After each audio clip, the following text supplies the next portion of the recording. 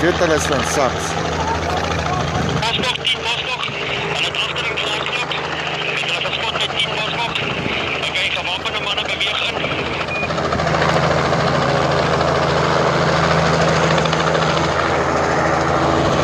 Proef kan reël by iemand in Kriel, hoor.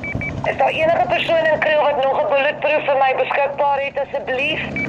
Ek gaan net wapen aftel. Daar's ene Impala 16 daar waar die insident.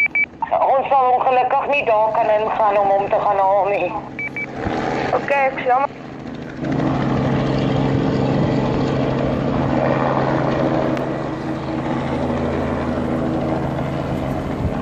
Swartes wat met AK-47 losgebrand het vanmiddag heelmiddag op. Hulle het begin by die OK en dit is al die pad aan die gang. Hulle hou mense in 14 Bosbok gevange. Hulle het hulle vasgebind, die klomp is in die huis. Die res spring dakke. Johannesburg se noodhulp helikopter, dis die een wat by die bo is. En dan is hier noodhulp en alles is hierson. Die hele plek is afgekordon, niemand kan hier in en uit beweeg nie.